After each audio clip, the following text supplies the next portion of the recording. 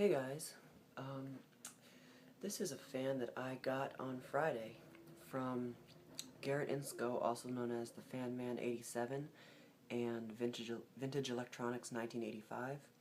We got together on Friday and went to a bunch of restores in the area, thrift stores and stuff. It was a lot of fun, and we traded a lot of stuff. We didn't find any cool stuff at like any of the restores you think, but it was still a great time.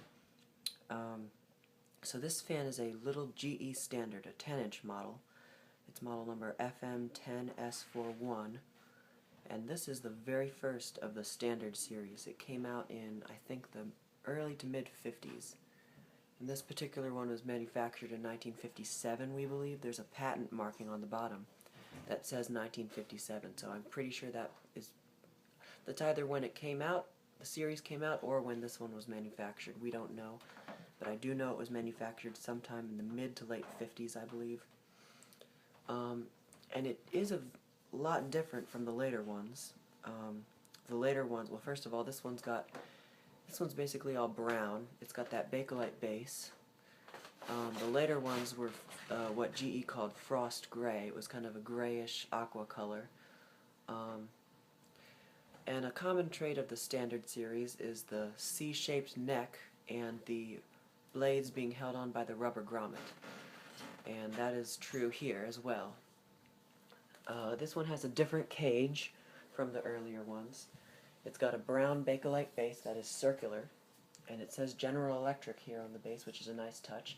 The base is not cracked or broken or anything. It's in almost perfect condition.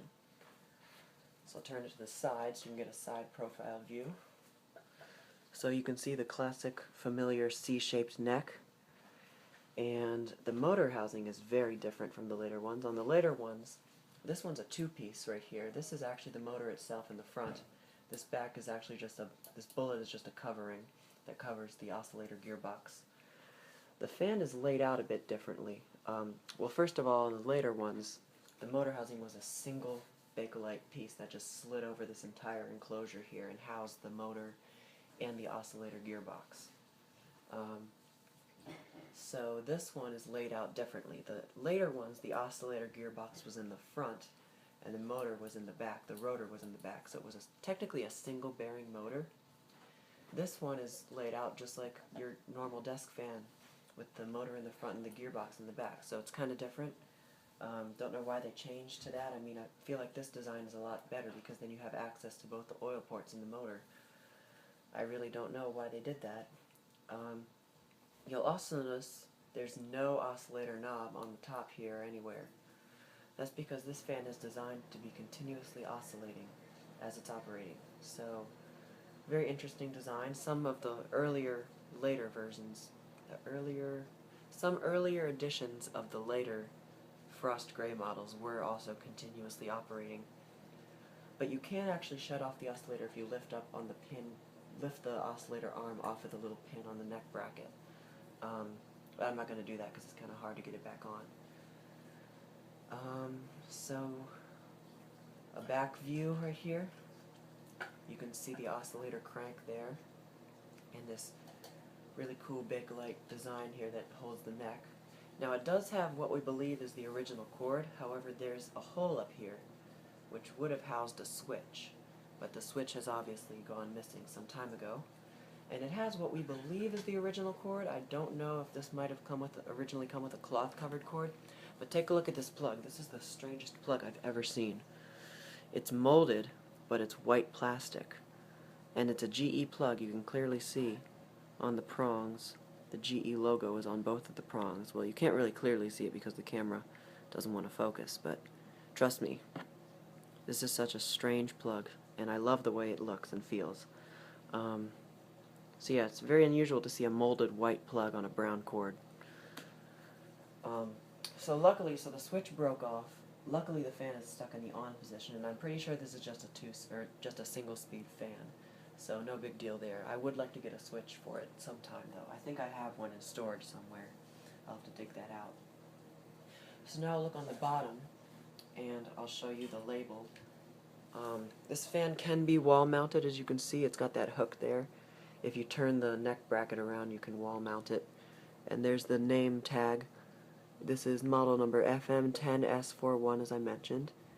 It's spec 273086-1, 110 volts, 110 volt, 120 volt. It can be either, I guess. It doesn't matter. And then right here on this support here on the base is where the patent marking is, and it says, you can't really see it because this is really awkward to hold it like this.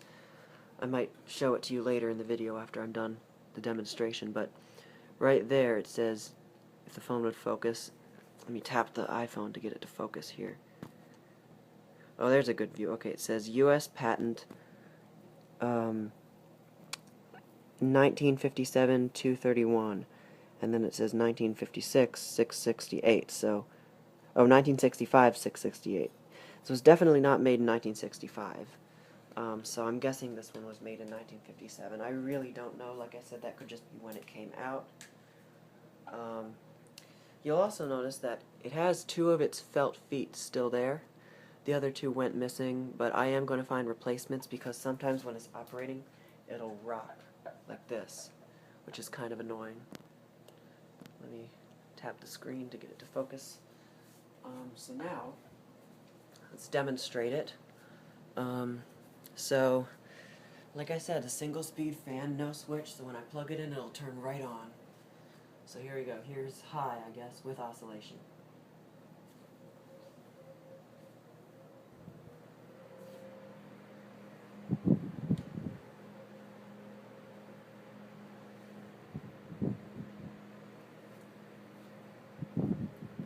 And this little fan is actually, it's actually really quiet.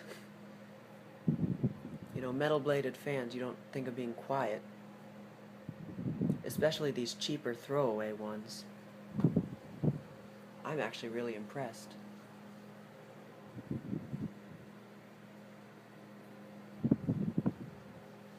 can barely hear that thing.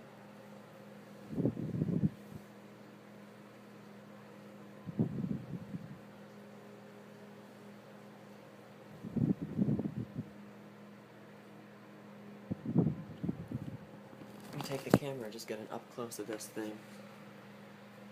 Runs so smooth too, despite being, the blade is slightly out of balance, I think. It's a side profile view. See the oscillator mechanism working.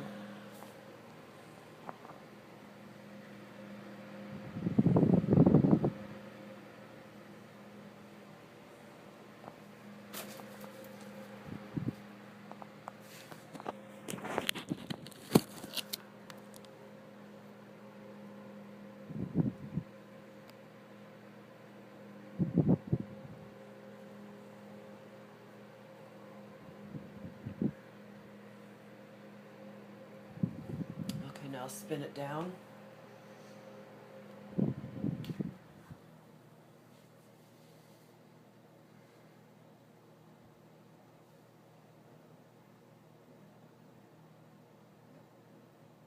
Has a pretty quick spin down time, but I think that's just because the oscillator's always engaged.